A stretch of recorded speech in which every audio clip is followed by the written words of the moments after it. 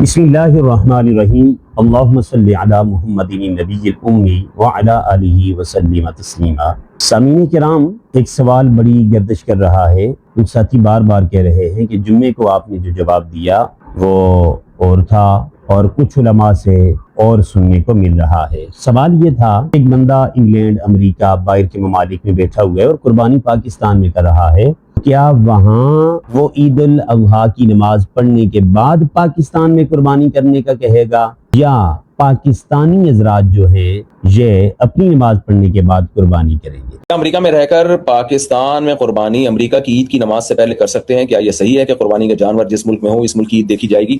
دونوں جگہ عید ہونا ضروری ہے۔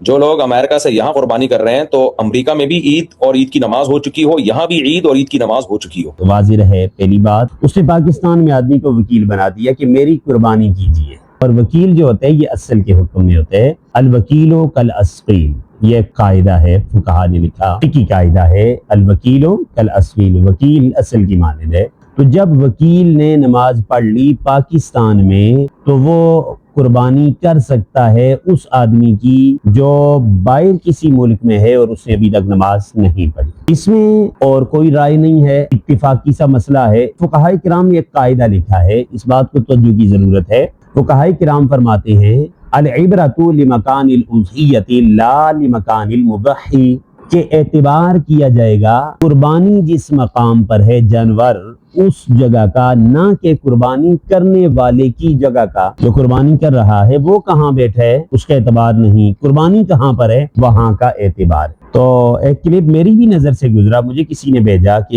یہ مولانا صاحب، ایک مفتی صاحب ہیں، وہ یوں کہہ رہے ہیں کہ دونوں نماز پڑھ لیں تو تب جا کر قربانی ہوگی۔ ایسی بات نہیں ہے، اور یہ فقہا کا مستقل طور پر قاعدہ ہے، العبرۃ لمکان الاضحیہ لا لمکان المضحی، یہ بالکل واضح قاعدہ ہے اور تمام کتابوں میں موجود ہے۔ فتاوی عالمگیری 500 علماء کرام نے اس کو مل کر لکھا، اور اتنا مستند فتاوی ہماری ہر دارالفتاء کی زینت ہے۔ یہاں پر بھی یہ میرے پیچھے آپ کو لگا ہوا دائیں بائیں کتابوں میں فتاوی عالمگیری نظر آئے گا، وہ بھی واضح لکھتے ہیں المعتبر مکان الاضحیہ لا لمکان المضحی، وہ بھی واضح لکھتا ہے۔ فتاوی عالمگیری میں یہ عبارت موجود ہے۔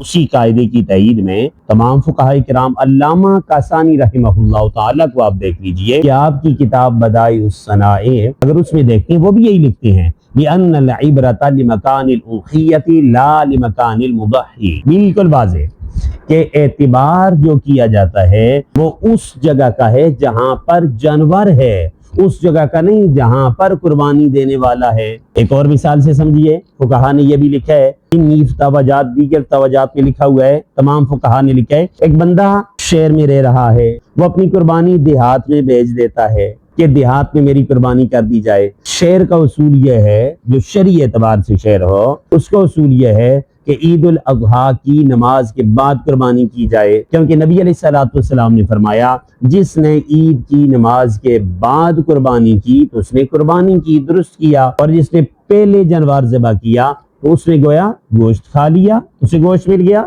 تو اصول یہ ہے کہ نماز کے بعد قربانی کی جائے، لیکن دیہات والوں کے احکامات جدا ہیں، جہاں پر شہر کی شرعی تعریف ثابت نہیں آتی اسے دیہات کہا جاتا ہے۔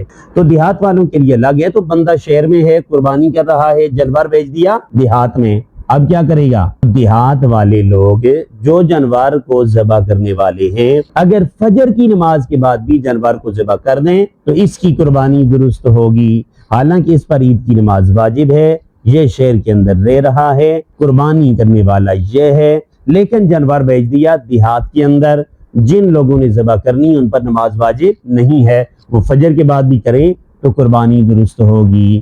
کیوں؟ فقہا نے لکھا ہے لِأَنَّ الْعِبْرَةَ لِمَكَانِ الْأُضْحِيَّةِ لَا لِمَكَانِ الْمُضَحِّي، کہ اعتبار ہوگا جہاں پر قربانی کا جانور ہے، نہ کہ قربانی کرنے والے کی جگہ کا۔ قربانی کرنے والا کہاں رہتا ہے اس جگہ کا اعتبار نہیں، جہاں پر وہ جانور بیچ رہا ہے وہاں کا اعتبار ہے۔ اتفاقی سا مسئلہ ہے، اتنی بڑی بات نہیں ہے، ویسے لوگ اس میں الجھے ہوئے ہوتے ہیں، تو ضرور آپ مسائل پوچھا کریں، لیکن ہر فیس بک کی مولوی کو لے کر اور ہر ایسے آدمی کو جو غیر معتبر ہو آپ بالکل بھی نہ سنا کریں۔ رب ذوالجلال معتبر دلائل اور قرآن و سنت کے مطابق ہے ہمیں چلنے کی توفیق عطا فرمائے۔ وآخر دعواہم الحمدللہ رب العالمین.